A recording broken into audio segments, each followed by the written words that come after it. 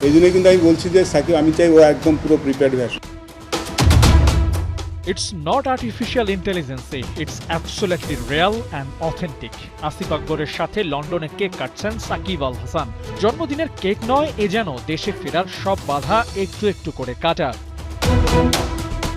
গণমাধ্যমের গুঞ্জন আর বিসিবি পরিচালকদের সাকিবের ব্যাপারে পজিটিভ আলাপ গেল কয়েক সপ্তাহ ধরে অলরাউন্ডারের দেশে ফেরার আলোচনাকে করছিল আরো প্রাসঙ্গিক, কিন্তু কোথাও একটা কমতি যেন ঠিকই রয়ে গিয়েছিল। সাকিব ফিরবেন, কিন্তু নেই লাইট ক্যামেরায় কোনো অ্যাকশন। অবশেষে হালটা এগিয়ে ধরলেন আসিফ আকবর। সাকিবের সাথে এক্সক্লুসিভ বার্থডে পার্টিতে অংশগ্রহণ, যেন পুরো আবহটাই বদলে দিয়েছেন।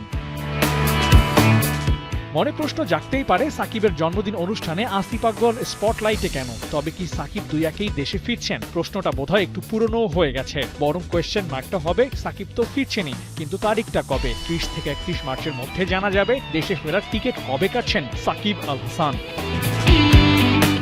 সাকিবের জন্মদিনে সমর্থকদের বিরাট পাওয়া, দেশে ফিরেই খেলবেন নিউজিল্যান্ড সিরিজ। বিশ্বসেরা অলরাউন্ডারের মাঠে নামার খবরটা ওদের অবধি পৌঁছে গেছে। সতীর্থদের কেউ কেউ তো আল হাসানের সাথে ড্রেসিং রুম শেয়ার করতে চান শেষ ম্যাচে। মুশফিকুর রহিম বলছেন, বিদায়টা যেন দেশের মাঠেই হয়। এই আলোচনাগুলো বলে দিচ্ছে সাকিবের আগমনী বার্তা পৌঁছে গেছে ওদের কানেও।